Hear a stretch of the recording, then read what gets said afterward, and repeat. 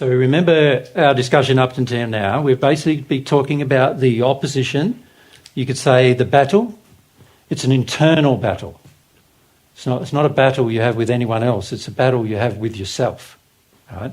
This internal battle between truth and error that occurs. Now, of course, on a larger scale, there is a battle between truth and error as well. There is good in the universe, and there is evil in the universe too, created by humans, the evil. But there's a battle there going on between good and evil. It's the same battle between truth and error. Right? So these battles occur, and for the most part, most people, once they're on Earth, are usually well entrenched in the battle. And then when they pass, often the battle continues, and this is why people remain in the hells of the spirit world, which is the first sphere of the spirit world. And the battle continues for a while until they work through issues. And then once they start working through issues, they give up the battle to a degree, and then they start progressing. So the key for us is to give up the battle as soon as we can. To give up the battle as soon as we can. Now, the methods we use are going to have to be dealt with in order to give up the battle. These are emotional methods. They are things we feel inside of us, and while we feel those things, the battle will remain. Right? So we're going to have to learn how to process through these kind of things emotionally. We're going to have to let them go emotionally. And for many of us, we've got some very deep reasons why we do these things. So even just things like habits, sometimes they are so entrenched in us, and we don't really understand why, but once you start trying to work on the habit, you start exposing, oh, wow, this habit has come from this feeling that I need of comfort from something or something like that. So you start realising, oh, there's a lot more to this little thing I do than what I realised. Right? And this is why when we talk about the little things, like drinking a cup of coffee is a little thing, right? In comparison to how you treat your brothers and sisters, other people on earth. Obviously, how you treat other people on earth is much more important than you drinking a cup of coffee. Right? So when people make drinking or eating things more important than how they treat people, they've got things out of perspective. Remember, we talked about perspective yesterday.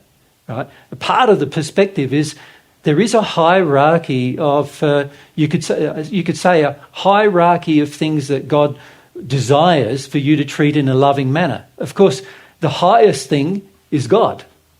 God is the person that designed the universe, created it for you, created the playground, and eventually all people in the spirit world eventually learn to have some respect for God. Atheists who stay in the sixth sphere sooner or later stop becoming atheists. Right? Religious people in the sixth sphere who believe in God, well, they often remain believing in God, but modifying their religion to suit what they've now learned. Right?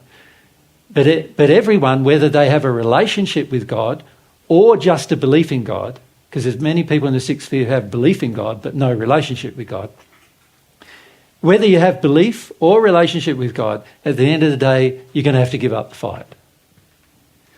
And for most people, that fight is pretty long. We talked to some spirits while we were in Belgium, Charles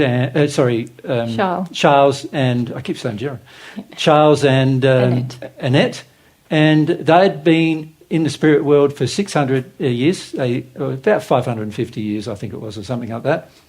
For both of them, it was 120 years plus that they stayed in the fight before they started to give up the fight. And what I'm recommending to you guys is to not do that, to give up the fight earlier. On Earth, preferably, because if you can do it on Earth, you can do it anywhere. Yeah. What does it look like giving up the fight? Good question. So, to truly give up the fight, there needs to develop within oneself a love of truth. and a love of truth no matter what you have to feel in order to love truth. So if we can give an example of that. Let's say I'm in a condition of doubt. Doubt is a condition of the emotions that causes me to not want to hear truth. Because if I hear truth, then doubt will disappear. And if doubt disappears, then I'll have to take action. So most people who are in a state of doubt want to stay in it, right? So doubt will fight for itself. It'll keep putting its head up and saying, but what about this? And but what about that? And similar to how many of you were yesterday with your questions, you go, but what about this? And but what about that? And not understanding that most of those questions are driven by a desire to not accept what the loving explanation is. Now, this is something I've had to learn myself a lot, and that is love, and we were talking about this at lunch a bit, where love and truth go hand in hand with each other. So if somebody says something to me and there's no love in what they're saying, like their explanation is unloving, or I can see quite easily some holes in love where this doesn't relate to love, then I know for a fact that it's false. Before I even ask God about it, I know for a fact it's false, right? Because it's not loving, and anything that's not loving is false, right? So once you understand that everything that's not loving is false, you can see it's quite easy to determine, as long as you know what love is, which is another discussion, isn't it? We need to have that. But as long as you know what love is, whatever is unloving must be false, so therefore I need to just dismiss it. Right? But if I can't work out what's loving and what's not, which many of us are in the state of because we had childhoods where sometimes we were loved and then other times we weren't, and then our parents told us they were loving us while they were smacking us, and there's all sorts of reasons why I might have a very distorted view of love, And so when I get presented with information in that state, I need to put it on the maybe list until I can work out whether it's loving or not. Does that make sense to everyone? So in Belgium, I said there's basically three answers to any problem, isn't there? There's yes, no, and maybe. So what I'm recommending to you is if you don't know whether something's loving or not, then put it on the maybe list. It needs more thought. It needs more consideration. It needs more prayer. It needs more desire to know the truth if it's on the maybe list. So you don't neglect the maybe list. So a lot of people, when they are presented with a problem and they go, oh, I don't know what the answer is, maybe it's this, maybe it's that, maybe it's this, maybe it's that. Most people then are in a state of confusion, don't like feeling confusion. So what they want is resolution, one way or the other. So what a lot of people do with the maybe list, they can't cope emotionally with a maybe list. Like when you start, your maybe list is like, it's the longest list, right, that you have. And most people get confused with the maybe list, and then they go, just make out there's no maybe list. Or just tell me what's right and wrong. Or I'm just going to do this anyway, without really determining whether it was right or wrong. So there are emotional issues that you face when you have a maybe answer, which are all about doubt, confusion, and these kind of emotions. There's an emotional response you have if the answer is no, which is all about, I'm getting denied now. I'm getting my expectations not met now. I don't like that idea. I want the answer to be yes. And then there's emotions that you'll have when the answers are yes, which is, I don't like that answer. I wish the answer was no, right? And there's reasons why we want the answer to be yes, no, or maybe. And for many of us, maybe is intolerable. And so many times we want the answer to be no or yes in favour of what we already believe. And so we're not open to hearing from God what the truth is. Now, God has gifted you, your soul, with a mechanism of the conscience to work out what is right and what is wrong, what is true and what is not true. He's given you the gift of that. But when we have all these emotions tied into receiving truth, we are not very open to any answer at all, other than something that already agrees with our established feeling. That's it. It's the only thing we're open to. Now, if I've grown up in Australia and you've grown up in Austria or in Germany or, in Serbia or any of the other countries that are represented here, you and I have very different views based on our socialisation of our upbringing, very different views about what love is. And it's likely that all of us are wrong about many of those things. And the beauty of having a relationship with God is God's never wrong. And so if you have a relationship with God, you can receive the truth from God because he's never wrong. But the key is, do you want the truth that badly that you're willing to go through any emotion that you might need to go through to get it? That you're going to be willing to go through any pain to get the truth? That's the attitude that needs to be had. Now, that attitude, I have talked to you, you've probably seen me talk to you about that before. That attitude is called humble. That's what humility is. The willingness to go through anything just to find the truth. That's what it means to be humble. The willingness to see and get perspective that you know very little of the truth as you are right now, compared to what God knows. God's infinite. He knows everything. He knows how you were created. He knows your intricate life experience. He knows far more than I know about everything. When I say far more, infinitely more than I know about everything. He knows infinitely more than you know about everything. So it would make a lot of sense to actually have a relationship with God in order to determine what truth is. But that's going to require you being humble. Now on earth, being humble, it's a very rare thing that I see a person humble on earth. In almost every seminar we have, there's barely anybody who's humble. Right? So don't be shocked when I say to you, you're not humble yet. Because it's a normal condition of earth. The reason why earth is so devoid of truth is because earth is so devoid of humility.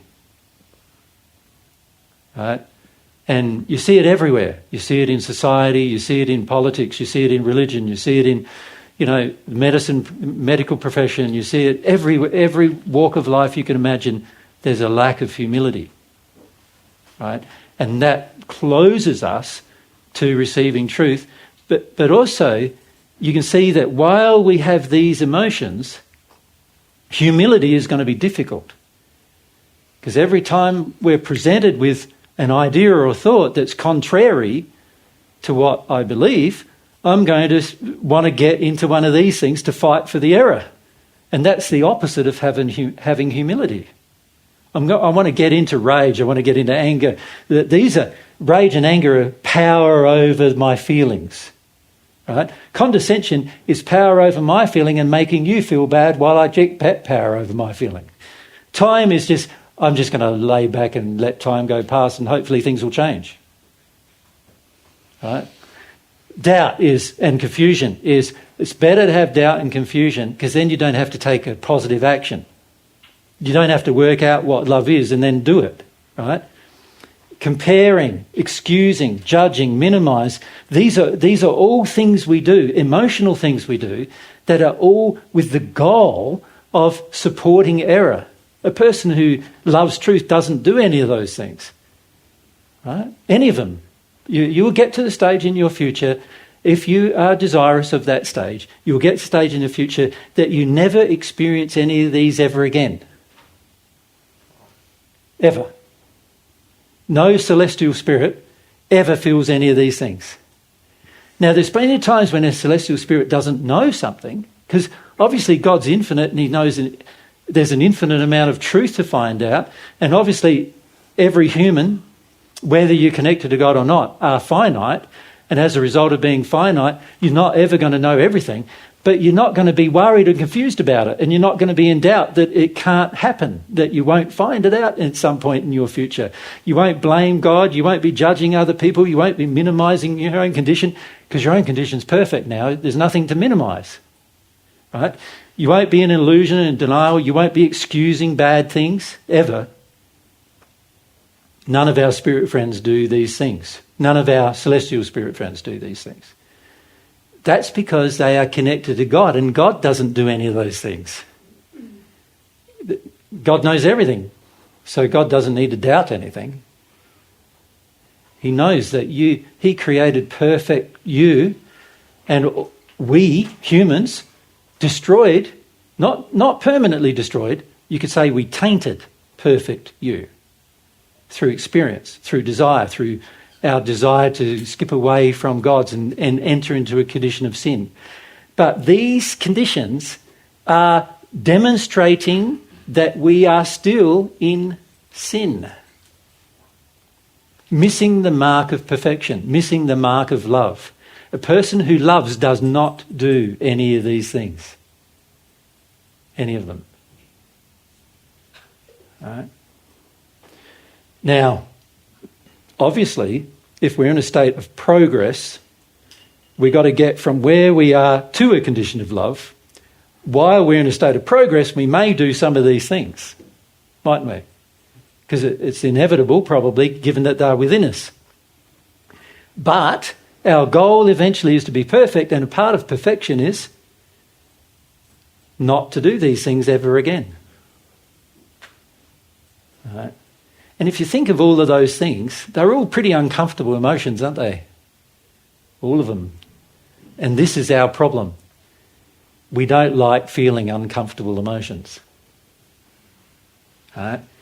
Now, of course, none of these emotions are actually emotions that cause these things. They are all the effects of the denial of deeper things. If you have a look at the Belgian discussion, we talked about the deeper thing, which is sadness, grief, extreme grief. Grief is the thing that almost all of us cover with a multitude of things. These are all the things we do in fear. These are all expressions of fear. So you could say these methods. I'll just rub out the yes, no, maybe. These methods we're using to avoid truth are all fears. They're expressions of our fears. They're us expressing fear in the way that we've learnt to express it. Right? And fears, by definition, support error. So that's the purpose of these things, is to maintain the error. So we're okay understanding that? It's important to grasp this fundamental principle of your life for your future. If you ever wish to get rid of your error, you are going to go through a fight with your sin. And the first part of the fight is going to be a very thankless task of removing from yourselves all the methods you use to avoid your sin, which are all of your fears. You have to learn how to feel fear rather than do these things. That's the challenging thing to do. Yep. So, Just wanted to ask, what does the church mean by original sin?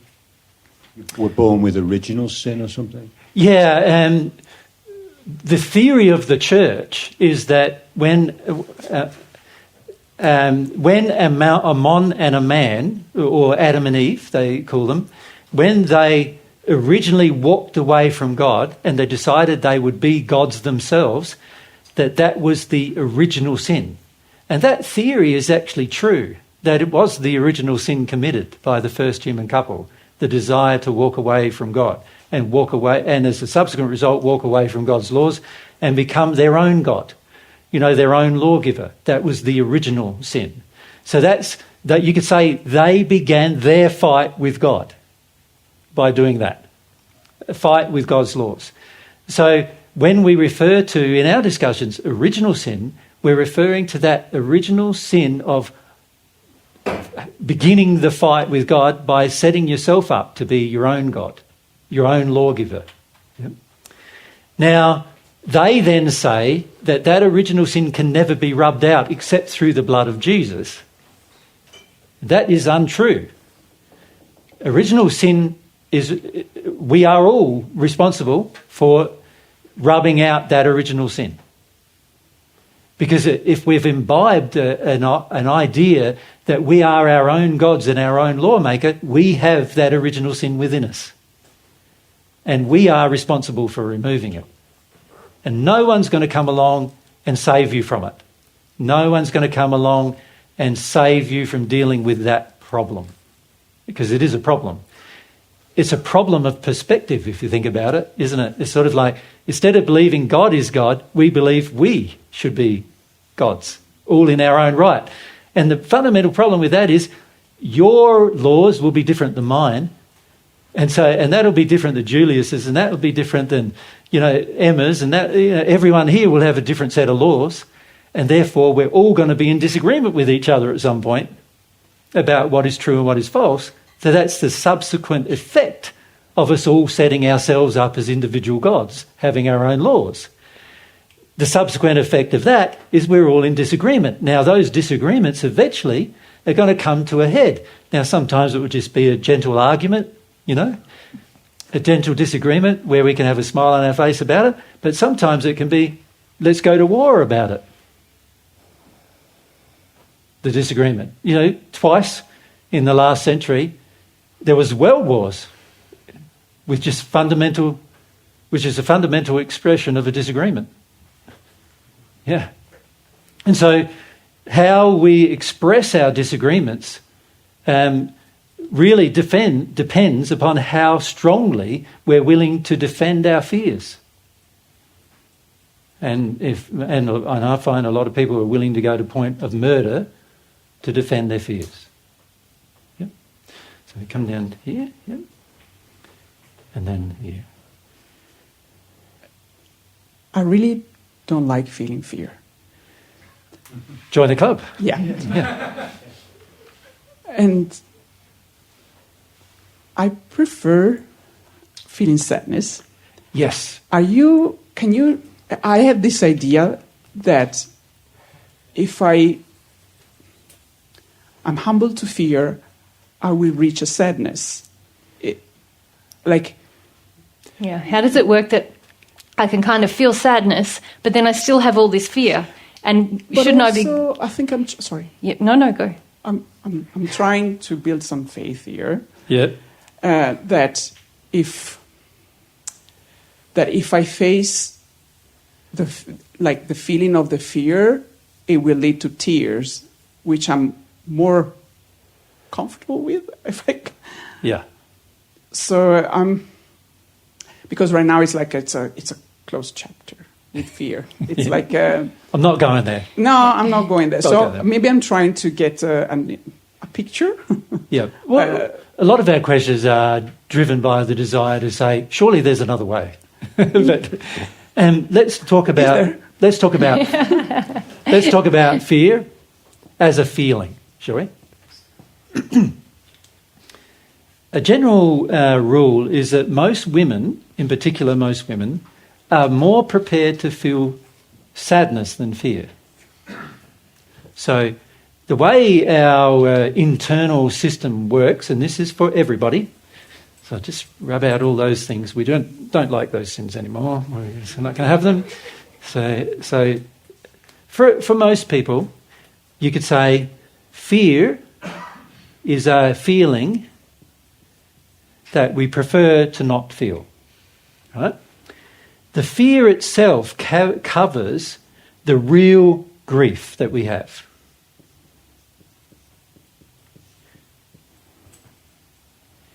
Now, if we are up here, higher than our fear, and this place is a place of, firstly, you see, we do a lot of things to avoid fear.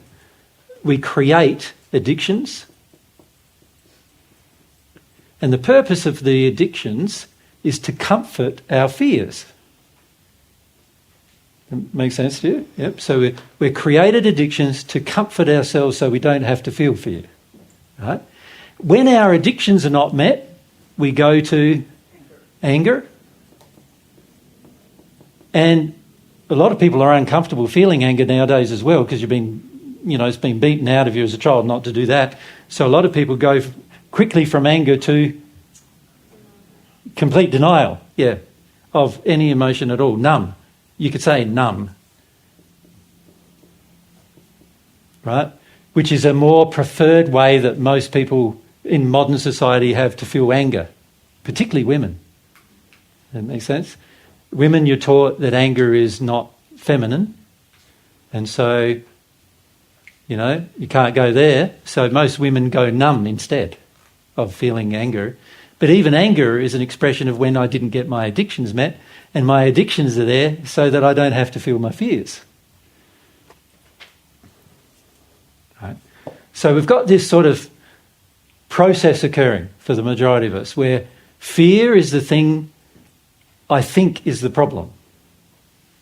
And I need to feel fear. Like fear is in most people now as a feeling, and there's a lot of reasons why that is the case. The major one being that we were belted or treated violently as a child whenever we had grief, and so we learnt to be afraid of it. We learnt to be afraid of truly experiencing grief. We talked about this a bit in Brussels, didn't we? Because we talked about the lengths people will go to avoid grief. Right? Like if someone starts crying in this, like let's say a child starts crying in a plane. Almost everybody there starts doing what? Projecting at the child. Shut up. Can't the mum shut it up? Put a dummy in its mouth. Give it some food. Shut the thing up. You know. There's so much projection of emotion at the child having a cry because the average person on earth has a huge amount of grief and they don't want to be reminded of it. Right? And a child crying reminds them, and so they just don't want to experience that.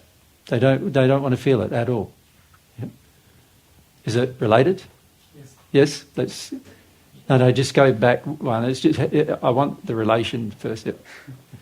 Is it possible to feel the grief straight away? And does it remove the Well, that's fear? the question you just really asked, isn't it? So in a different way. So this is what I'm answering. So let's keep going. Now, if this is the way we've constructed ourselves, our inner world, which it is, then can you see that if I don't get my addictions met, I will revert to anger. But if I meet my addictions, it helps suppress my fear. So for most people, this is the state of comfort. Isn't it? So for most people, addictions mean comfort.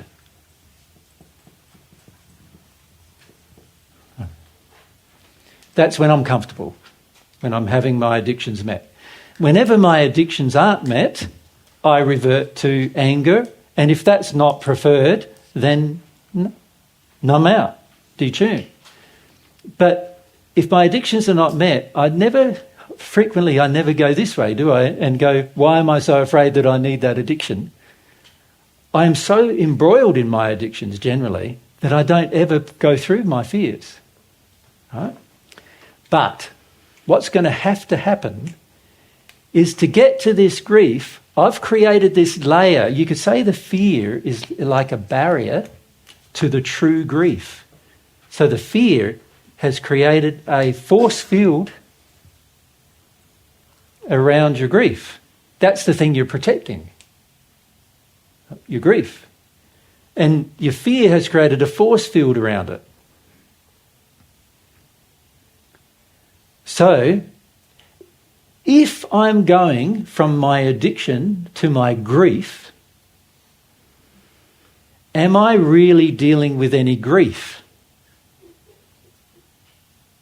If the purpose of the fear is to force field around my grief, I can't really be getting to grief.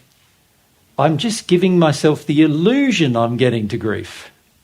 You follow? Yeah. So for many women in particular, what happens is, see, most men are terrified of grief, they'll admit that, and they never go there, and they'll do a whole heap of other things. In their fear, they will do their addictions, and if they don't work, they'll go to anger, and men are really good at anger, usually better than women because we've been allowed to be better at women at it, and so we go there more frequently. But if anger doesn't work, we go into all sorts of things, all the things we listed down here, like doubt, denial, illusion, Intellect. intellect. Men just, they're like gymnasts with managing their grief. You know what I mean? Women generally are not like that. Women have generally their addictions and their terror about their grief. And so most women find that they are more comfortable with grief, but not the grief that they're really terrified of. And because usually there's been violence associated with this grief of some kind, either emotional violence or physical violence or sexual violence associated with the grief, they have a layer of terror around their grief. Could we also add there that often women find it harder to deny that there is sort of That there is intense grief. emotion within them? Yeah. Men have been socialised more to just sort of really deny it, but often women, as we start to talk about these things, they feel the emotions start to stir up, and then it triggers more fear, if you like, than the men. The men are often like, yeah, no worries, I'll engage with this with my intellect. But in Belgium, what happened was a lot of the women were like, I can feel things now, and whoa, this is freaking me out. And so some of them sort of went into anger to try and suppress that fear. But let's just for a moment look at the grief that you actually have and why you're terrified of it. What happened to you as women to cause you to be so terrified of the real grief? So, see, if you acknowledge what the grief is really about and where it really came from, and if you're honest with yourself about that, where does your grief really come from? Where does your grief originate? Do you want to have the microphone back to Now, Daniela? women are answering this question. Yeah. I want to know from you girls where your grief originates. Usually from men, from father. So you feel from father? Yeah. Right? So from men? Should we say men? How has your grief originated from men? Right, you tell me how. Because men suppress me. Okay, so one of the primary ways men suppress you is whenever you get emotional, what do they say?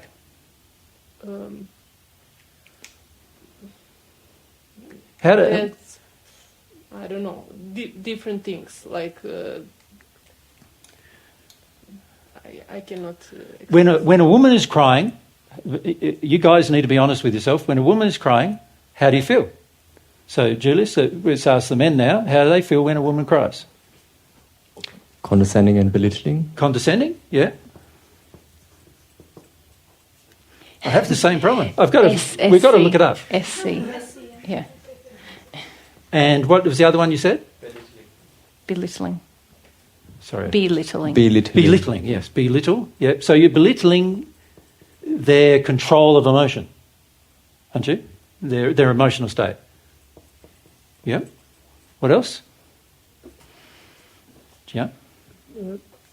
With Tanya, if she's crying on the street, I feel afraid of the other people's reactions. Okay. I just move away. I just like, okay, you cry. So you sort of reject her. Yeah. So I'm not with you. Embarrassed? Yeah. You feel embarrassed? Well, could be, yeah, Yeah, something like that. Yeah.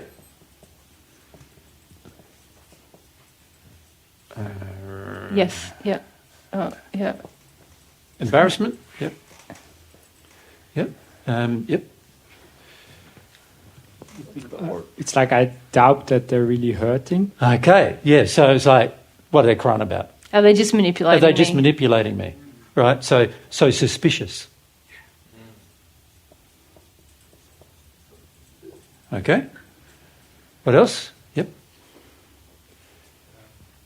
something is wrong. I need to fix her. Okay, I need to Panic. fix it. Like, I'm responsible.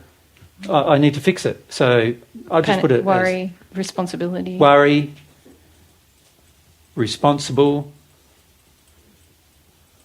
And you don't want to be responsible, right, for a woman crying, so, yeah.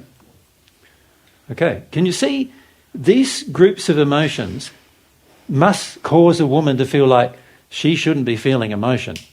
Now, why do you feel that way? Why are you reliant on men in order to feel your emotion? So can the women answer this question? Charlotte? I want their approval. So you want approval from men? So I should put this in a different colour, shouldn't I? Green, Just very so green. these are women, the women's feelings. So you want approval? Yeah. Go up the back, thanks. And then Olga. Yeah. I want to be seen as a person. You want to be seen? What do you mean by seen? Sort of like acknowledged as equal? Yeah, like myself, whatever that means. Yeah, okay. Well, that's fairly open definition, but Olga, you had? I want to feel secure, Secure. safe. Safe, secure. This is a big thing for women. You can understand why, because in history, and we're talking now for thousands of years, unless a woman had a man in her life, she was not safe from rape, from abuse. She was not safe from being killed. She was not. Her children weren't safe, right? Unless they had a man to protect them. So a lot of it's about needing protection, right? These emotions are in generations of women, right? So they're looking for men to protect them. They're looking for men to make them feel safe. And if a man's feeling these things, can you see you don't feel safe anymore? You don't feel protected anymore. The very person who's protecting you is telling you you're doing the wrong thing. Right? So that's going to be tricky, isn't it? Now, that's when you express grief. Can you see, though, why you're afraid? If every time you get to the real grief, a man feels these things, and then that's going to make you feel these things in the opposite, like disapproved of, unseen, unheard, insecure, unsafe. You feel threatened, like with your life threatened. Most women feel threatened as soon as they start to feel something of significance. They now feel the threat that's existing in their life and in their past, and that's why they're so terrified. And they don't want to go through that. They don't want to go through the terror of the threat. Yeah, and can I add to that that often when I connect to the real grief, then I'm more connected to truth. That's when it's almost like when I avoid the grief, I can somehow deny the truth of the problems that are in my life. When I connect to the real grief, I can't deny it, and now I feel more urgency to act in harmony with the truth. We're not going to accept the truth that actually men are in my life for this purpose. Only that purpose. And only for that purpose. And if I start feeling that and accept the truth that men are there to make me feel approval, seen, heard, safe, secure, protected, and I'm starting to feel grief, that then I'm start to realise that actually they're not making me feel that. They're making me feel these things on the reverse end. Yeah. Instead, this is how they really feel about me. Unless I do exactly what they want, then they will do these things for me. Now, most women are very terrified for that reason. And there's multi-generational terror. So many of you ladies have women spirits with you who are just as terrified as you are about having the feeling of terror and then getting to the real grief. And so whenever you start feeling sadness, true grief, you've not only got your own feelings of threat to deal with, but you've also got a bunch of women spirits around you going, don't go there, don't go there, don't go there. You're going to be unprotected if you go there. You're going to be you're going to be in a space where men will get angry with you. They'll get upset with you. They won't look after you anymore. So there's a lot of pressure on women on earth to not feel their real grief. There's also a lot of pressure from men to not feel the real grief, because once you feel the real grief, you'll realise the average man is actually like this towards you. The average man is condescending, he is belittling, he's basically embarrassed whenever you have an emotion because he doesn't like his own emotion. He's basically suspicious of you, and particularly sexually suspicious of you, right? And the average man doesn't want to be responsible for your feelings either. And he may worry, but his worry is projected as rage at you generally. And so the average man doesn't feel very good about women. And so the more you grieve, the more you realise that, and it becomes more and more difficult to not at some point realise that this is why you're terrified. Now, it's been interesting at home because we've had the opportunity for the last couple of years probably, haven't we, where we've met with a group of people, the same group of people for every week for it must be 4 or 5 years now. In that group, the women are starting to have breakthroughs about dealing with their terror, about men and how they view men and how they see men and everything. And it's really interesting to see the change, because as they do that, they soften up emotionally, and they soften up emotionally enough to ask God for love, and some of them start receiving love as a result of that. And the more love they receive, the more aware they become of how men have been manipulating, particularly their fathers, have been manipulating their life. And the more aware of that they come, that is triggering even a bit more fear, and then they've got to feel some fear as well. And so they're learning how to feel their terror through that process. Does that make sense? But for most women, you're not going to get to the real grief until you feel some of these fears of the disapproval, the feeling that you're invisible.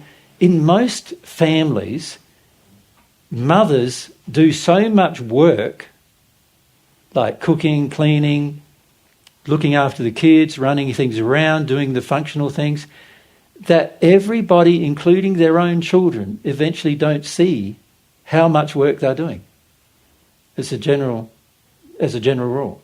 And so even becoming a mother, which most women have been taught from babies, is how to be a real woman. And yet, even after they've done that, they end up being completely unseen and unrecognised. And you look at society. Does society really recognise even the role of a mother? Like, how important it is to society? Not really. Because for most part, if you're asked, what do you do? And you say, I'm a mother, most people go, oh, that's very uninteresting. Yeah. So there are a lot of reasons why women are terrified. Some of them are historical and some of them local, like current. And for most women, they would prefer to never feel it. There is a lot of things you will learn by feeling it. And a lot of the things you will learn is how you've been covering over your grief by being terrified. It's one of the things you will learn. Yeah. So that's, Olga, yes? How can you best confront this? Confront what? To get to the fear. To get to the fear? Yeah. Well, firstly, you need to, these are the problems, aren't they? Yeah, because your addictions are the comforts you have to avoid your fear. So what you're going to find is you're going to have to deconstruct your addictions first. So once the addictions are deconstructed, not validated but deconstructed, then the fear will be exposed. And the fear that will be exposed is this generalised fear you have, particularly in your relationships with men. That will all get exposed. And for many of you as well, there are fears related to yourself, like in the sense of, how am I really internally, am I ever going to let be myself? Because my role in history has to be there for the men. So how am I going to ever finish up being myself in the process of my growth? This will all get exposed. This is where your terror is. And that terror, once exposed, now it's more readily able to be felt. And you'll feel it as, you'll find yourself some days, like, this is what Mary has been finding the last maybe year or two, isn't it? Some days you're just sitting there and all of a sudden Mary just starts shaking and feeling what she feels as the threat to her life on earth. Does that make sense? And that's what you'll go through. You'll need to go through the experience of it as a part of the process. Yeah? Yes. And then up the back as well. So, When I start feel mic up a bit so I can do it better. When I start feeling fears, my tendency is to disconnect from my body. Like I am going up somewhere. I Yeah, don't closer know. with the mic again. Yeah, That's okay. better. So you can hear yourself in there. Yeah. And then I start fearing, fear about that disconnection, and I'm feeling that, but I cannot feel that fear because I disconnect on the first place. Yeah. And that addiction, and how to go to. Yeah, it's an addiction to get away from your fear. It's a way. It's like numb myself to my fear, get away. And a lot of women are experts at getting out of their body. And this is why many women also have sexual problems as well, because they're getting out of their body. And why, when I say sexual problems, I mean difficulty with orgasm and difficulty with sexual connection, getting out of the body. But also because you've been taught fear is something you want to avoid. Fear is something that you feel like you can't handle. And so if you're out of your body, then of course you don't have to feel what the body's feeling. Now, it's going to require effort to get back into your body. Yes, I'm trying, but it's really hard to me to. Whenever you don't want to do something, you've got to pray about why you don't want to do it. So if you start experiencing fear and then you go out of your body, then of course you need to pray about, well, why did I just go out of my body? What was the reason for doing that? Right? God can share with you why you're doing it. And for each of you, it may be different reasons. But what I find is a lot of times there's the perceived threat from the environment, and that then causes you to say, I can't feel this terror. Get out of it instead. Right? And so you've got to undo that process. And you're asking me how, but for each of you it's going to be different, isn't it? Because each of you have different reasons for going out of your body. And the principle is don't try to force yourself back. Be gentle and find why you with did yourself about why. And then you'll discover, and then you'll never do it again. Yeah. But, the problem lots of us have is I know I need to feel my fear. Now I've gone away. Oh, I've got to get back there. But then you start getting punishing on yourself and heavy with yourself, and that's not going to help. Shuts everything down. Yeah. It's not going to be good for you. Yeah. Because fundamentally a part of this is loving yourself. Now, it's not loving to avoid your fear, right? But it's also not loving to punish yourself for having it. And it's also not loving to punish yourself for avoiding it. Right? So you need to deal with the lack of love of self in the process of trying to get away from your feelings. Also, there's a trust in God issue here. For women, when they start feeling terror, they don't trust God anymore. Right? For men, when they start feeling sadness, they don't trust God anymore, generally. Right? But for women, it's when they start feeling fear. Yeah? Now, also, but I must say, men do have a lot of fear, but a lot of times it's fear of their grief. Men also do have a lot of fear generally, but a lot of times they use their intellect to get themselves so far away from it that they think they have none. Right? So you guys who think you have no fear, you're lying to yourself. Everyone on earth is going to experience fear at some point, and the degrees of fear will depend on the experiences you've had. Like if a man's gone to war, his fear is going to be intense because there was a daily threat to his life while he was at war. So his fear levels are going to be intense. Also, if he had an abusive father, his fear levels are going to be intense, right? Because his life's in daily threat of violence. So he's going to have some fear, and it's going to be quite intense, right? For women, they've experienced that and usually more. Sexual fears as well, like fear of being raped, fear of getting sexually harmed, right? There's that additional thing that most women feel. You walk down the street here in Innsbruck, and the average man is sexually projecting at almost every woman he sees, and certainly every attractive woman he sees, right? And men are taught that this is normal behaviour. You know, most men even say to themselves, I'm a man, what do you expect? Now, for most women, you feel that as a sexual threat.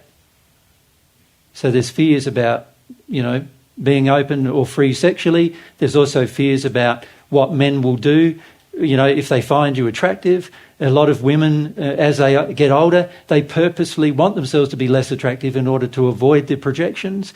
Or they go down the other track of they've, you know, makeup and trying to keep themselves beautiful, so men at least find them attractive, so men won't make fun of them or ridicule them anymore. Right? So women have a very complicated life on earth, and you need to, at some point, admit to yourself how bad it really is and has been for women on earth. And it has been worse for women on earth for many centuries than it has been for men. For many centuries. It's just a fact of the problems that are on earth between men and women. Yeah. So does that help? Yep. So we're going up the back, yes? So you talked about the woman make the all at home, like the dishes and the... Yep. So it's also addiction, or? Because yep. I personally do it because I want to feel good at my home, but then get angry when it's not got seen. So, but I told myself I love to do it because I like a clean home. So, Yep, and the reality is a lot of men don't take personal responsibility for their space, particularly their home space, and so they do expect women to do it. And if the woman doesn't do it, the men starts projecting disapproval and starts feeling like you're not a very good woman, and they start looking for other women, and so that makes you feel very unsafe and insecure. And so there's a lot of reasons why women have the addiction of being a homemaker. The reality is God didn't create you to be a homemaker. He created you, remember, you're half of a soul too, by the way. He created you and your half to find their true passions and desires and also find their personality and nature and be that. And there's no homemaking in the spirit world in the sense of, no family you're going to have to care for there. There's no children to bring up there. Your life having children is over once you leave this earth, right? And when I say having children, I don't mean bringing up children, because there's heaps. There's 200 million children who die every year on this planet, and they have all got to be looked after, right? So you'll have children, but they won't be yours. You won't be addicted to them being yours. And so the whole homemaker thing is certainly an addiction for women, but why do women do it? A lot of times it's because the men have expected them to do it for centuries, and that's how they get the sense of their worth, right? But God's going, your worth isn't a homemaker. Your worth, he feels you're the pinnacle of his creation. You're already worthy no matter what you do, but your worth is to find and be the person you actually are in the world, not to be a homemaker. Bringing up children is just like a minor part of that. It's just an experience that you'll have. And by the way, the men should be sharing in that experience at least 50% share of the same experience. So you shouldn't be the person home cleaning the, floor. He should be half cleaning the floor. He shouldn't be the person going off to work.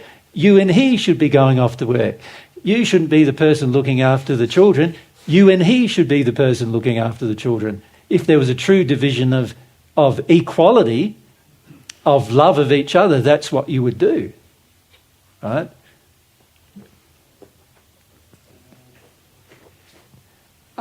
So when I acknowledge that addiction and let it and feel Yeah? all that comes up, You can see there's fear there, isn't there, of if I change this,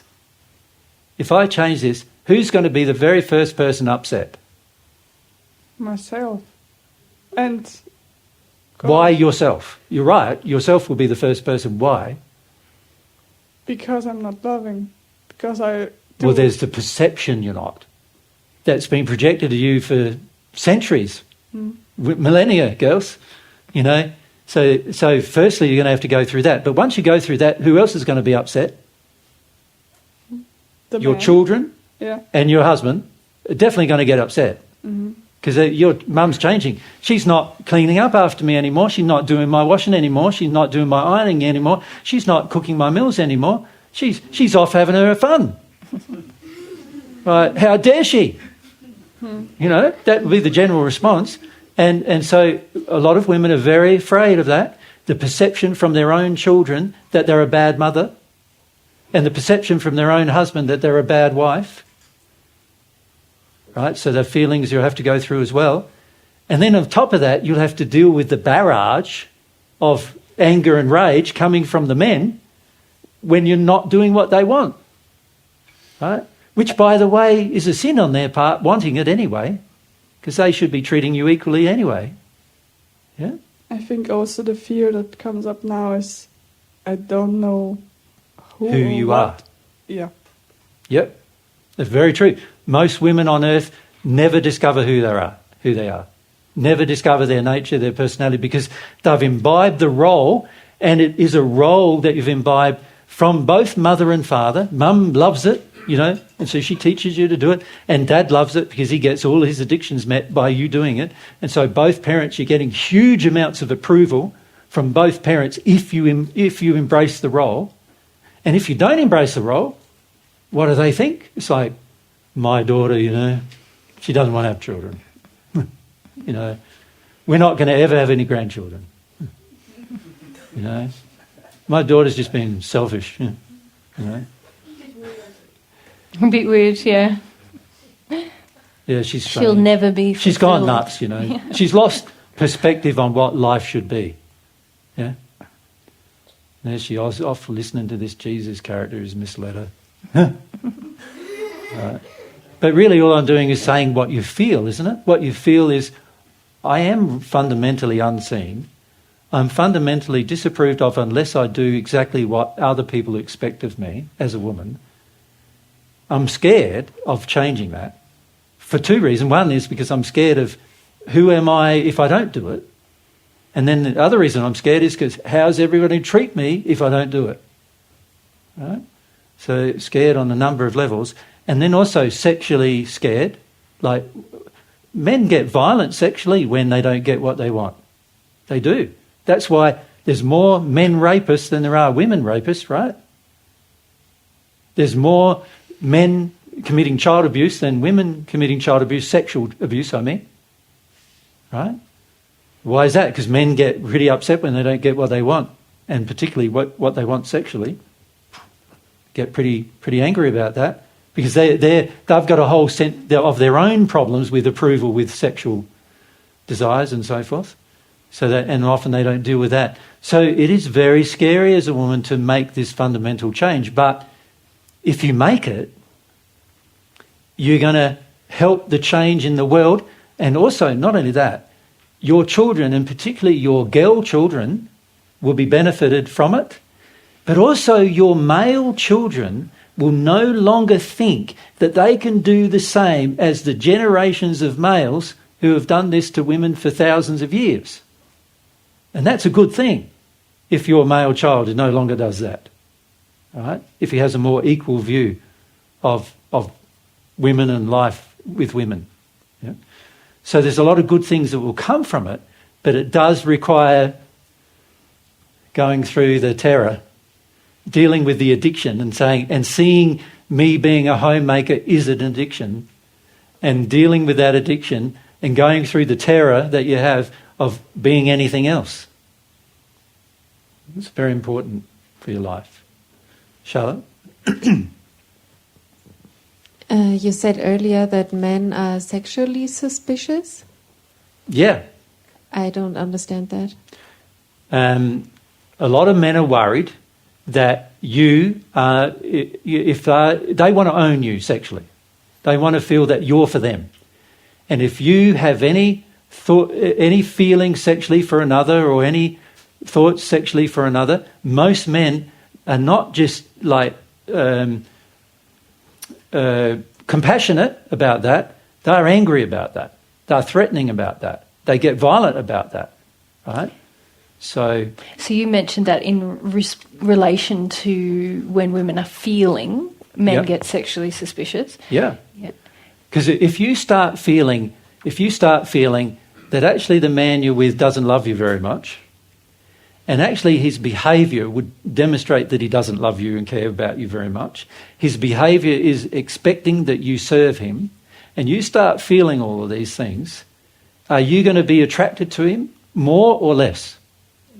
Less. The less you're attracted to him, the more his sexual addiction gets triggered. So you're no longer interested in taking him to bed, right? He still wants to have you in bed, but you're not interested in him much anymore because he's treating you unlovingly, and you're recognising that and acknowledging it.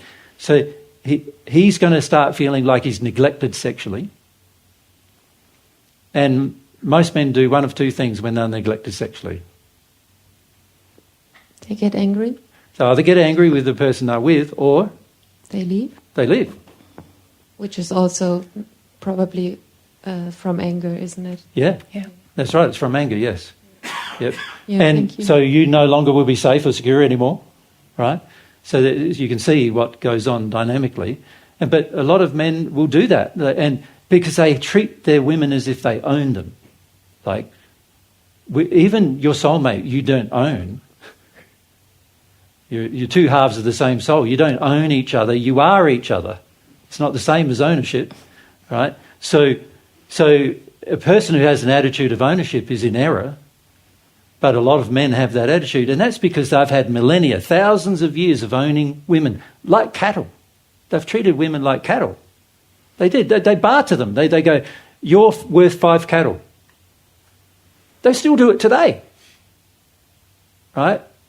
You're worth 5 cattle. You're worth 10 cattle. That's my dowry, right? What I'm worth. That's what I'm worth. And men they don't talk to the women, do you want to have a relationship with me? They talk to the woman's father, because the woman's father owns her, right? And this has been history for thousands of years. And not only that, it's still current. In many countries today, still current, where there's this bartering system that goes on where, did you ask my father for permission to marry me? Yeah. What the? Father doesn't own the daughter. Those of you who are married whose husband did that, it's common. Why would you even think of asking her father? That indicates some pretty bad feelings about women. But most men think they're innocent of all of that, right? But when the woman has feelings of her own, most men get panicked. It's like, I want you to have my feelings, right? So men have a lot of issues with women being themselves, including women letting themselves have grief, and including women just having fear. Men have a lot of issues with it, and that's one reason why you're so afraid of it, of having those feelings. But also, if you give up your addictions to be a homemaker and a cooker and a cleaner and a mother, what's left? Who are you then? You've been taught for hundreds of years, generationally, that that's your purpose. And that's not your purpose, Mary and I, we're one soul. It doesn't mean that her half of the soul has the purpose of bringing up children. Her half of the soul has the purpose of cooking and cleaning for me. Right? I have a responsibility to do all of those things for myself. If I want to have children, I've got to play my proper part in bringing them up. no woman should ever have to have 50% of her life, all of her life dedicated to bringing up her children. At the most, it should be 50% of her life. Right? At the most. At the most. At most. Because the other 50% should be the guy who's doing the same thing, right? And also, children would be far more independent far sooner if women didn't have this addiction to Correct. being the mother.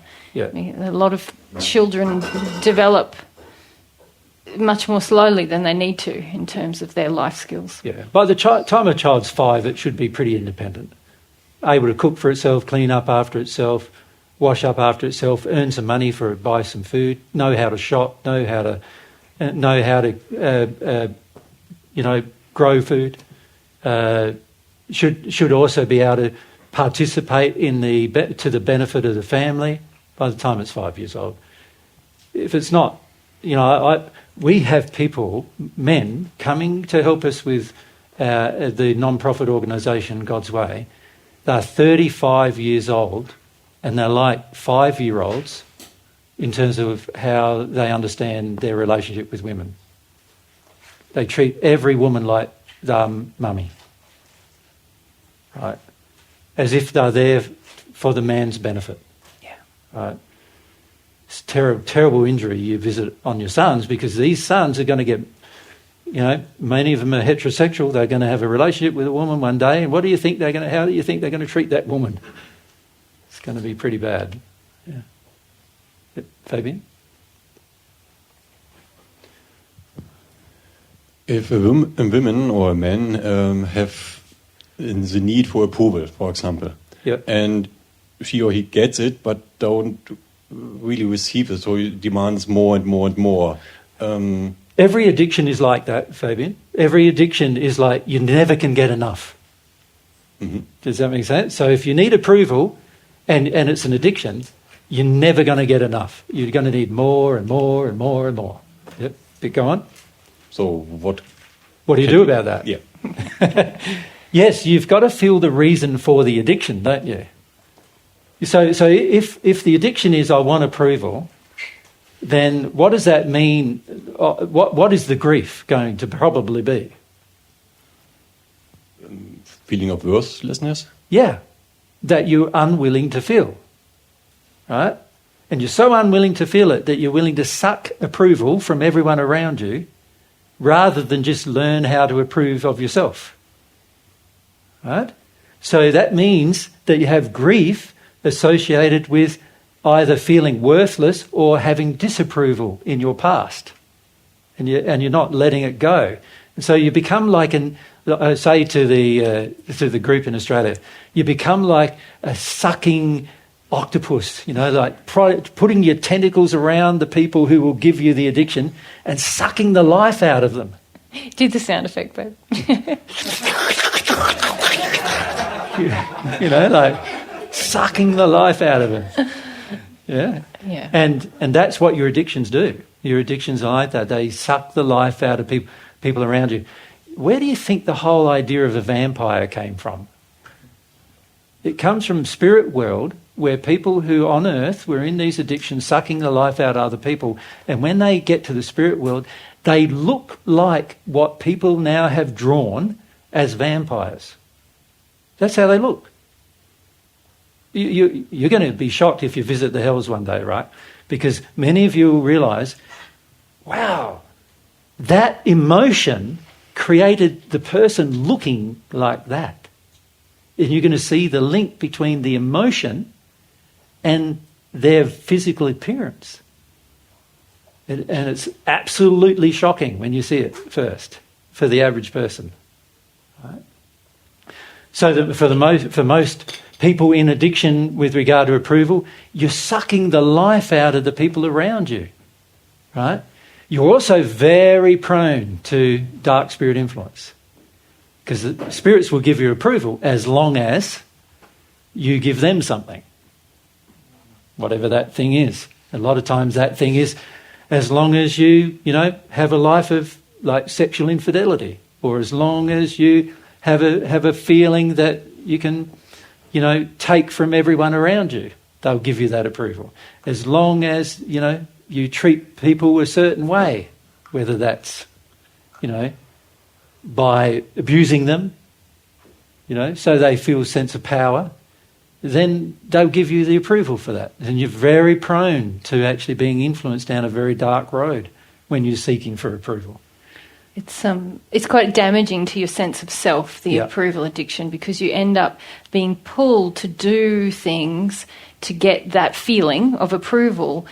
But if you're not careful, you've done that so much in your life that you can't tell what your real desire is anymore, because you're just so motivated to get the external feeling from people, and so then your reason for acting becomes based on their desires, their wants, what they will, you know, the barter. If you do this, they will give you the approval, but you can get to the point where you can't really understand, well, what do I want to do it, or is it just because I get that feeling? So you lose all sense of your own will. Yeah.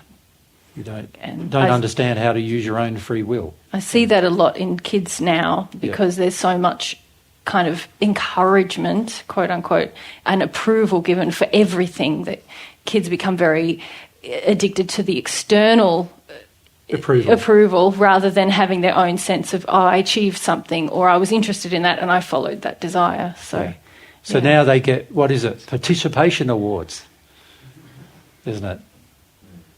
Now that's teaching staff and parents avoiding their own emotions about their own approval in their own childhood by giving their children constant approval for everything the child does, and the child learns after a while that anything it does, it should get approval for. And in the end, there's a lot of things you do you shouldn't get approval for because they're wrong. But the child doesn't ever learn that. So they end up doing a lot of things that are quite bad, but they get approval for all of it. And in the end, they also end up being adults without any will. The only will they have is if they get approval. So they don't create good things unless they get approval for it. They need another person. They can't do it themselves. They need, like, it's like me saying, oh, I want to go and teach divine truth in the world. And then I go, oh, but I need approval. Like, how's that going to work? I know that everybody who's confronted in truth hates it. How's it going to work that I'm going to get approval? So you can see I might have a desire to do it, but if I need approval, I'm not going to do it. You know, unless I can approve of myself doing it and enjoy the fact that I love doing it, then I'm not going to be driven to do it. Because if I need approval, like, hardly anybody ever in my entire time we've been teaching for the last, on earth this time and in the first century, so I've met literally hundreds of thousands of people in that process, millions of people really. No one gave me approval about it.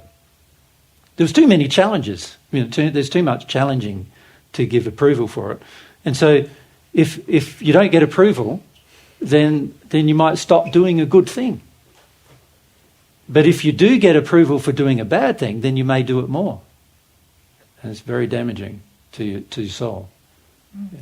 Things that might help is, you know, praying about what the addiction is covering. So the lack of worth, the feeling of disapproval, lack of direction in life. Yeah. The other things that might help is, you know, really focusing on what do I really desire, and even contemplating doing that, and contemplating encountering lack of approval for your true desires. Yeah. And do the things you like or want to do, or you think are good to do for the world and for yourself. And then sometimes you might get approval for it. A lot of times you may not. And what are your motivations after that? Let's say you don't get the approval. Do you keep doing it? That's proof you're dealing with the addiction, if you keep doing it. And you'll feel things in that process. Yeah. You know, if you don't, you just stop doing it. Yeah. So the average person on earth has a good idea. Most of you probably have a good idea every day. You know, I would like to do this, or I'd like to do that, or this is a great idea, I think that's a great idea. Very few people do it because of the issue of approval. Once they start doing it, people don't respond the way they expected. You know, people sometimes respond harshly, or they just don't care. And because you're not getting the sense of approval, not getting the sense of like everybody liking you doing it, then you stop. You know, start looking for another job to do until you find one that somebody approves of. But now you're not being you. So it's a major issue. Approval, security is another major issue. You know, doing things just for the sake of security is a very poor motivation for doing something. Yeah. Ironically, when you do things for the sake of security, you attract people that are more insecure to be with. Yeah. It's an interesting fact. When you do things for the sake of approval, you attract people who don't really approve of you. They think they're better than you. So that's interesting.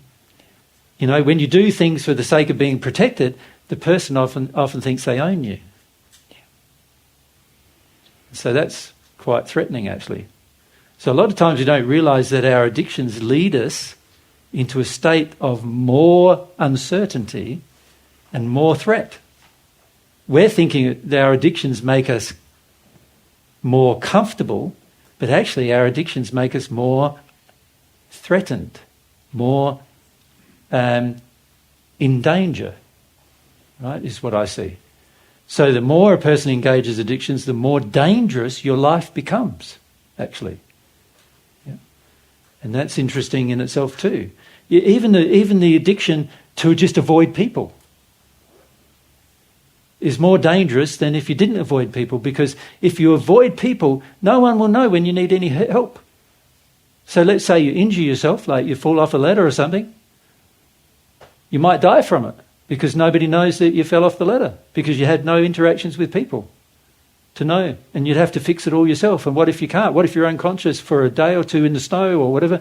You'd be dead from that. You know what I mean? There's so many bad things that can happen when you just meet an addiction, and most of us think our addictions are better, and yet actually they expose us to more danger. And that is something we need to come to terms with in our future as well, that addictions are dangerous. They're not just innocent, they are dangerous. So every woman who has an addiction to please a man, you are placing yourself in danger. You're going to attract men who think they're better than you and who think they can control your life and who think they own you, and you're actually placing yourself in more danger because it's those kind of men who abuse women. Right? So placing yourself in more danger. Most of us don't realise that. You guys who are in competition with your father, and you're in an addiction to compete with your father, you're going to meet a man sooner or later who's in more addiction than you, and he's going to get violent with you about it. Right? Your addictions lead to more danger, and that is a fact of life. And yet we think they lead to comfort. This is, our brain, our intellect, not very clever. Not clever. Driven by the emotions. We're stupid. Here. Our brain, which is meant to be used to benefit our body and keep it functioning and all those kind of things, and to make logical decisions, right? Our brain is making very illogical decisions based on the emotions we store, and those emotions are driving every decision and the justification for every one of those decisions, and we think we're being logical and clever, and we're being quite silly. And it comes out in every aspect of human life, right down to the fact, like here, with regard to road signs. Like, I've never seen so many stupid road signs. No, literally, truly. It's just so crazy. It's like, when you get a speed limit, put the speed limit. Don't put what it's not. It's but not written. That's right. You got to know the I law. know that. Is it? But it's silly. So this would be helpful on our drive home. Basically, if it's written, that's the speed limit, except if it's blue, and then that's the minimum speed limit, yeah? Yes. Yeah? Except if it's then we have to go faster so than that. So if it's like this... But then that means it's the end of 50, doesn't it? Yes. But what is it? What is it? Or sometimes if No. you're in an urban area, I looked it up, it's 30. That's right. But then how do you tell? Sometimes when you're in the urban area, it says 50. Now, can you see you are already arguing for the stupidity of it all? Maybe trying to what help us. Why are you justifying it?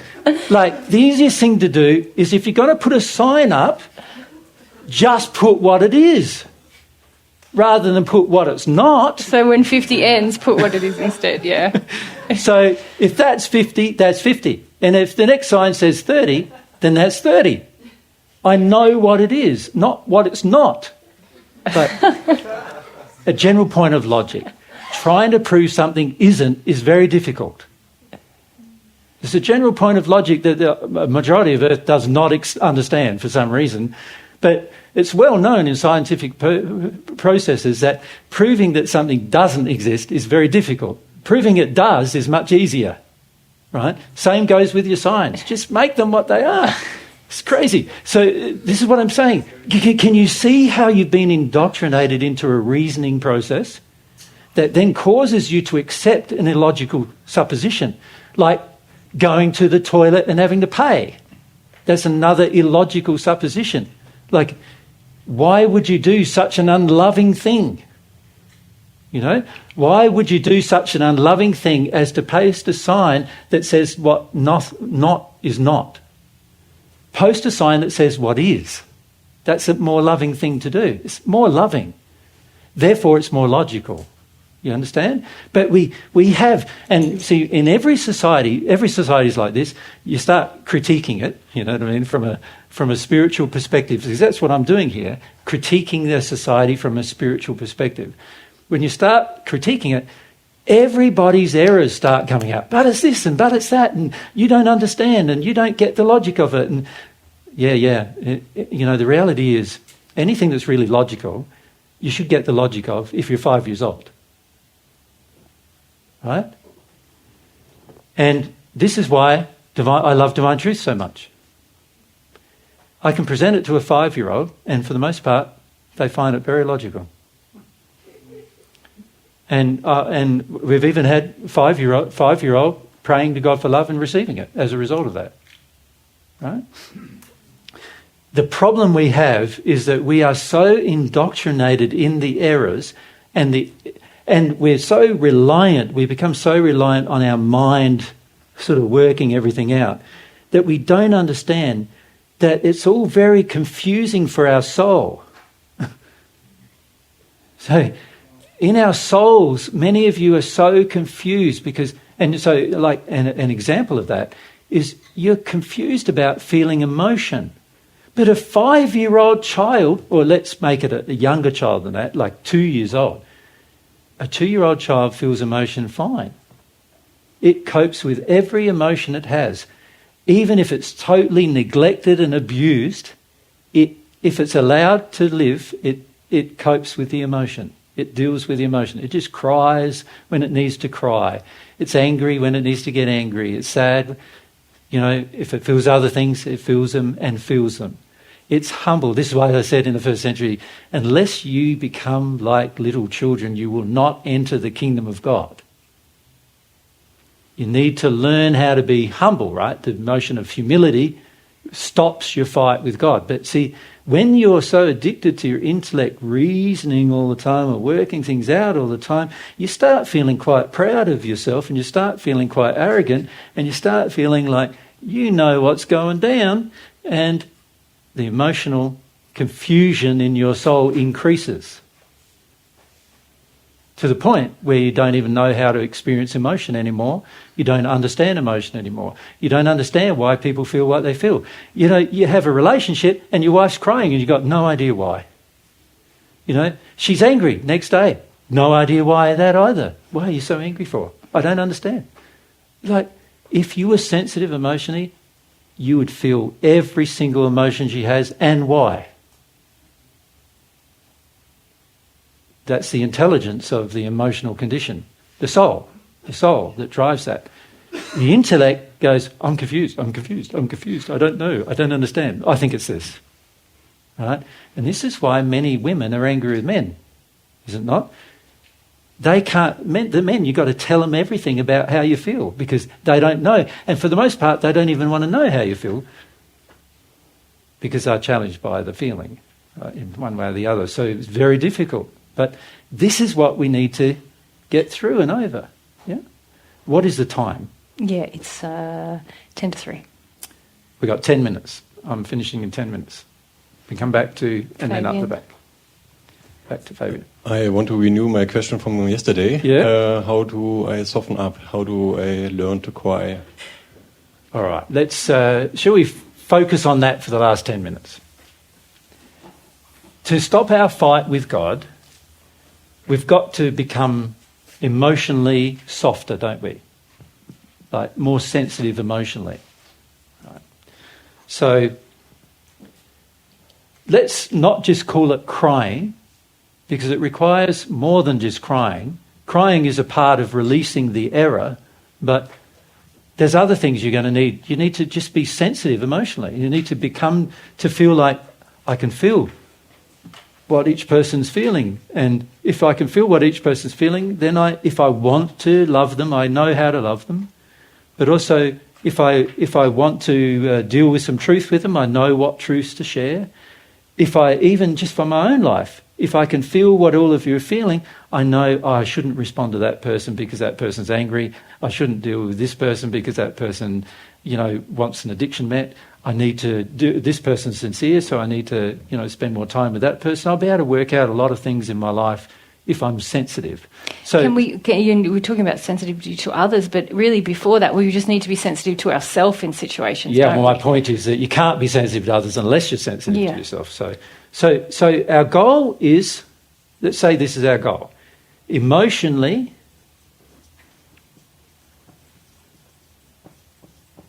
sensitive. And are we saying within that we can feel? Well, in that we can feel our own feelings, we can feel other people's feelings, we know what those feelings are, we can identify the feelings, we feel the nuances of feelings, the specific little details of that feeling or where that feeling came from. There's a lot in being emotionally sensitive. It's really beneficial, actually. Every celestial spirit is excellent with emotional sensitivity. They know exactly what's going on, right? So that's our goal. God's goal is for you to become that. All right? God knows you become emotionally sensitive. You're going to be very sensitive about what's not loving anymore. And you're going to be very sensitive about what's truthful and what's not truthful anymore.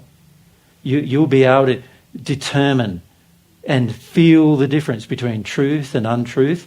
You'll be able to feel the difference between love and what's not love. You'll be able to feel the difference between what's humble and what's not humble. You'll be able to feel the difference between faith and imagination, which is not faith, but it's what most people nowadays call faith.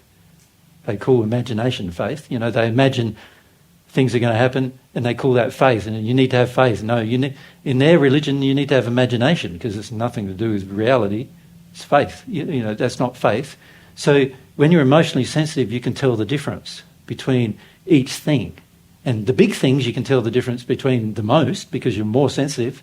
And then the smaller the thing is, you feel the nuances of the thing. You can feel the little tiny parts of the thing.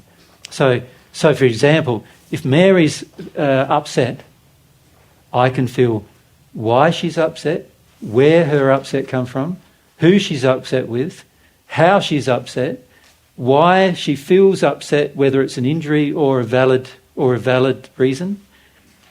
And I can feel all that without asking her. Right? Now that's great, because that means Mary doesn't have to yabber at me to tell me how she feels. Right? And she can have, after a while, she has some confidence, haven't you? Like over the years, you've gained confidence that, he already knows what I'm feeling, even sometimes before I'm feeling it. Right? That's because of emotional sensitivity. This is a blessing in your life. The big problem that we have on earth is that we're treating this as if it's a A sickness, a curse, a curse, a sickness. We think that is a sickness. Yeah? We think it's a curse or a sickness. The sin tells us that. And so what do we try to do with that? The actions we take are suppressive. We're trying to suppress. So your question, Fabian, was, how do I get more emotionally sensitive? Well, obviously, the first thing we need to do is stop our attempts to suppress. That's the suppression starts within you. Does that make sense? You've learnt it. You've been educated to do it over years. And if you're a man, you've been educated to do it even more than a woman, probably. Because there's a belief about men that you've got to be stoic and you've got to be intellectually driven and you've got to have control of your emotions all the time. And fathers in particular get pretty harsh on their sons when they don't. Right? So men generally have even more suppression than women as a result of that. So we become emotionally insensitive is what we've become. Now, to reverse that, can you see, I must first, to reverse anything, what do I need to reverse anything? I need a desire. Yeah. Now, can you see, if I've got a whole heap of fears about being emotionally sensitive, it's going to be very hard, isn't it, to have a desire. Remember yesterday we drew a scale. One of them was fear and the other was desire. Remember that? And we said if your fear is up there about a thing and your desire is there, you know, in other words, your fear is greater than your desire, are you going to deal with anything? And I think it was in the conversation with you and you told me, no, you're not going to deal with it, right? So if my fear is up there and my desire is down here about being emotionally sensitive, I'm not going to let myself become emotionally sensitive. I'm going to have to firstly work on my fears. So my desire will have to first work on my fears to lessen my fears. And to lessen fear, the only way to lessen fear is to release it by feeling it. So I'm going to have to feel fear. So that's the very first thing. I'm going to have to exercise a desire to feel fear so that, and in particular, the fear of being emotionally sensitive. In 2016, I think, we did a series of assistance groups, and I think it was the second one, where we talked about the global problem on Earth. And the global problem on Earth is being terrified of that. Terrified of that state. Being emotionally open, having emotion, is a terrifying thing for most people on Earth. And there's a lot of reasons for it, and to be honest, you could be talking for a week about the reasons, because there's all family, society, education, there's all sorts of reasons. But it doesn't really matter what the reasons are, really. What matters is you reverse it, right? That you allow yourself to see this is one of God's goals with you, because God knows if you're more emotionally sensitive, you'll also be more sensitive to love. You'll also be more sensitive to truth. You'll not be numb anymore. You're not zoning out anymore. You're not intellectually driven anymore. You honour emotion. You value it. At the moment on Earth, emotions are not valued. They are suppressed through medication. They are not valued, right? So half of the medical industry is just about the suppression of emotion. Most of the drug industry is about the suppression of emotion. Like we are now prepared to go to the lengths of modifying our own DNA in order to suppress emotion. That's how extreme our desire to to suppress emotion is. So we're going to have to develop a desire to do the opposite of that.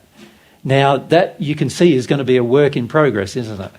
You can see that it's going to take some pretty major effort to reverse the trend, firstly in ourselves. And so my feelings are, deal with the reasons why you're so afraid of being emotionally sensitive. deal with the feelings you have about why sensitivity to emotion feels so terrifying to you. Now, you will find in those fears there will be things like, I've been taught that I can't handle emotion. I've been taught to believe from my own childhood that if I have emotion, it's the very worst thing you could have. Any sad emotion, any negative emotion is the very worst thing you could do. I've been taught that it's silly, stupid to have emotion. I've been taught that it's weakness to have emotion. I've been taught that the better course of action is to suppress the emotion as a proof of my power over emotion. I am taught that when I have emotion, I am not powerful. I am weak. Now, all of these teachings, which all of us have had at some point, and usually in our childhood, have caused us to detune from a soul quality which is emotional sensitivity. And it's one of the primary soul qualities that God designed us with and wanted us to develop. Right? And in fact, so much so that the seventh sphere of the spirit world is all about getting rid of the mind completely and just living in your emotion. That's how far God wants us to go with it. He wants us to go to the stage where we're no longer defining and living our life by our mind, but our feelings define and control everything we do. And in fact, you cannot enter the eighth sphere of the spirit world unless you've done that. You cannot become at one with God unless you've done it. That's how strongly God wants you to be emotionally sensitive. Right? So this should become a goal if I want to grow spiritually. This should be one of my goals. And what I feel with God's love is this, that the more of God's love I receive, it sort of stretches me emotionally. My capacity to experience emotion grows. So there's emotions that if I felt them in my, say, 20s, emotions that I've had recently, that if I felt them in my 20s, I would have died from them. Because I didn't have the emotional capacity to even cope with them. Yep. But now I can handle intense emotion. Right? And it's not only bad emotion, it's also intense good emotion. Yeah, that's the beauty of it, is that you allow a sensitivity. It's not just sensitivity to what's bad, it's also sensitivity to what's good. So, for instance, your sexual sensitivity improves, your happy sensitivities improve, all these other sensitivities improve as a result of releasing and becoming more emotionally sensitive. I know you're about to wrap up, so I just want to add some practical things to this growing the desire and also getting rid of the fear. Yep. I would say things that have helped me is staying very close to truth, like really seeking truth, and praying even when... Sort of like praying even when... We know, now prayer is a heartfelt longing, don't you? But it's sometimes when you start to pray, like, well, I don't know if this is really heartfelt because I'm not yet sensitive enough. So, but it's almost like getting into that practice of praying to soften yourself emotionally. It's like growing in your faith. So, and then the third thing I was going to say is becoming very kind to yourself. A lot of the reasons we've become emotionally insensitive is because people weren't kind to us when we were emotional. And so I've had to learn to be very kind and gentle with myself around my emotions. The way that I sort of came at things initially was, well, right, I can see the truth is I've got to be emotional. I'm going to make myself emotional in the same way that people got me to do things when I was a kid, which is very sort of kind of harsh, and you've got to force yourself, and that never worked. I had to learn to be very kind to myself, and it's almost like then I created almost a space inside of me that felt safer to have emotions, because before then I was sort of living with the messages I'd had in my childhood. I'd internalized them towards my emotional self, and then I couldn't feel anything, and I knew I should be feeling something. And so really seeking more of God's truth, praying to God even when I wasn't receiving answers, if you like, I wasn't receiving God's love, but being in a prayerful state and learning to be kind and compassionate to myself and exercising that even when it felt uncomfortable, even when I felt like, no, I should be punishing myself. I'm not living up to what I should be. Really catching myself in those moments and being kind and compassionate. That helped me to become more emotionally sensitive. Yeah. And now other practical things, remove yourself from environments that stop you from feeling. So in other words, create a lifestyle that allows you to feel. So if you've got a job that shuts you down for 9 hours of the day and it doesn't let you feel, then you need to do something about that, take some action about that, right, so that you can feel. There's jobs like what I find, like I can be working outside in the environment, doing different jobs, and I can cry all day if I want, right? So that would be a better job than the job I used to have, which was computing systems, hardware and software engineering. And man, I was like so intellectual. It was like, working in front of this computer, and by the time, 10 hours had gone past or 12 hours goes past, didn't have an emotion at all. Just do, get it done, driving yourself, After a while I realised I can't do this anymore. I'm earning plenty of cash and everything, which is just an addiction anyway, and I'm earning all this money and whatever, but at the end of the day, I'm numbing my soul. I'm feeling like I'm numbing my soul. And so you got to change that. You got to choose to, if you have to sacrifice some funds for the result of changing your life, then sacrifice your funds and change your life. If you've got to sell a house and move to a different location to save your life, then do that. Make a choice to create an atmosphere. Yeah, it's sort of like you're saying, you almost making that your job for a while. Yeah. You're developing something that's going to serve you eternally. But it's going to take some effort. I think when I first met Jesus again, I was like, right, well, you just feel. Just do it, and there's no compassion for yourself in that process. But also there's this sort of magical idea that you can just flick a switch. And that's not how soul progression works. You really need to understand it's going to be a process, that you're going to have to be dedicated and diligent and consistent.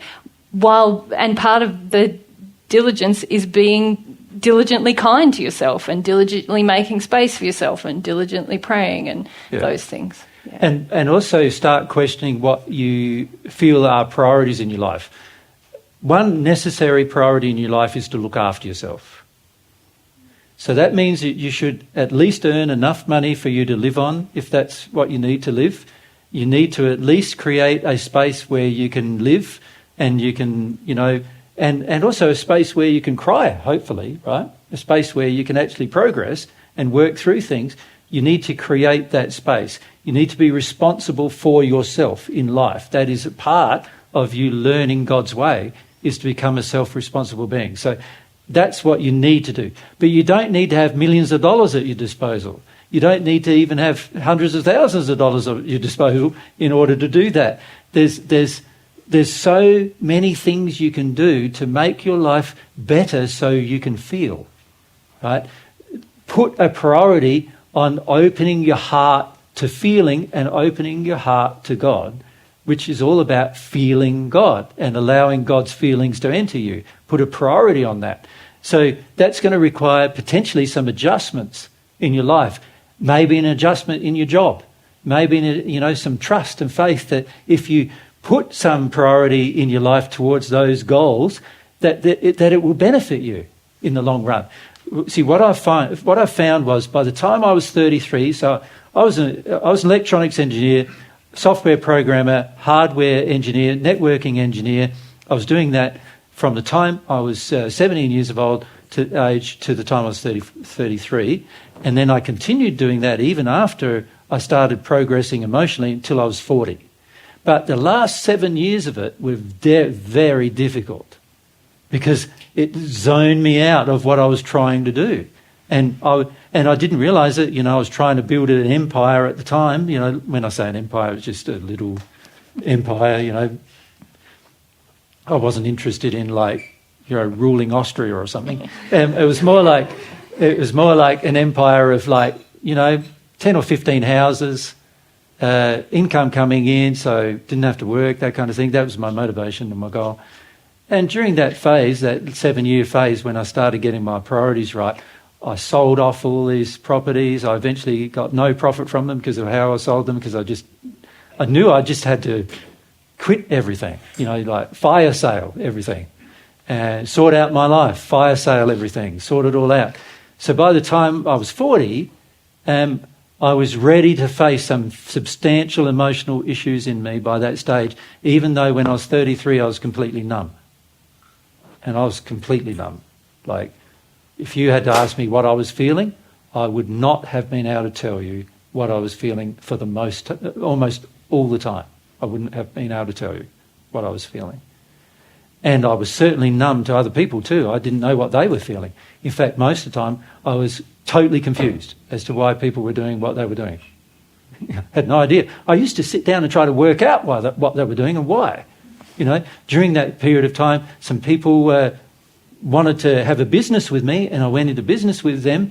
I was a director of the business, and they went through all of this stuff, and they eventually stole the whole business from me, right? And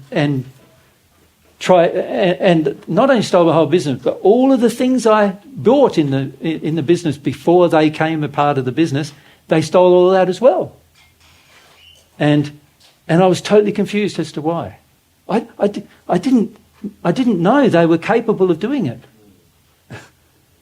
But see, if I was emotionally sensitive, I would have known. Would have known straight away. Now I know straight away. As soon as a person comes on and says they want to help, I go, you can't help me. You've got this issue, that issue, this issue, that issue. You can't help us. And back then, I was just hopeful. I used to hope in the good of everything, and most things turned out bad because I was emotionally insensitive. Right? So these are the drawbacks of not having that sensitivity that I've personally experienced, and you're already personally experiencing too in your life without sometimes recognising it. And if you become emotionally sensitive, which is God's goal, because God wants eventually that you're so emotionally sensitive that you feel God, and that you feel God wants to give you love, and that you stop your fight with God, and instead you're so emotionally sensitive that you want God's feelings inside of you. That's his goal, to have his feelings inside of you based on what you want, not just what he wants. And to do that, that's going to not only help you be emotionally sensitive, but it's going to expand your sensitivity beyond the capacity of any human, and your emotional sensitivity will become godlike because there's a part of God in you. Right? So that's God's goal for you. And going through that process, as Mary said, requires some fundamental things. You see how a lot of things get back to 4 things: humility, truth, faith, and love. 4 things. Of course, you could add a 5th, and that's action. Taking action, loving action. So tomorrow what we'll do is we'll probably get a bit more personal. We might also do a bit of channeling too, if we can. So there'll be sort of a combination of things we'll try to do tomorrow. Sound all right with you? Yep. And perhaps, Mary and I will talk about it tonight as to which order we'll do those things in. Also, one of the things we wanted to discuss with you is our plans for the future as well. So we want to try to squeeze all those things in tomorrow if we can. In Belgium, we had 15 minutes left to discuss plans for the future, which wasn't enough time. So we probably want to spend a bit more time on that. So we need at least a half an hour or an hour for that. And then For the mediumship, we'll probably need at least an hour for that, at least, maybe. We might be able to do something a bit where spirits can ask questions, sort of have questions and spirits ask questions. We can talk about it. But Yeah, and maybe even channel some spirits who are some of your relatives or friends as well. Yeah. Or guides or guides or yeah. whatever, Yeah. Yep. Just so you can hear their experience. Yep. Mind you, if they're not honest with you, I'll call them on that. Because just because you pass over, it doesn't mean you start getting honest with everybody about your experience, right? Because there's a tendency in this earlier spheres of the spirit world to try and cheer everybody else up on earth and so lie a bit about the experience, you know what I mean? So we'll have to maybe deal with that as well. But we'll see how we go tomorrow. But we'll probably try to allocate... So if we can start again at 10, is that all right with you guys? And maybe we'll try to allocate the day so that there's sort of an hour for each thing. Like an hour to talk about our plans, an hour to do some mediumship, an hour to... I think we need 2 hours for people's questions. You reckon? Probably. Yeah. Sometimes it's 20 minutes for one answer. Yeah, true. Yeah. Can we not do longer in talk?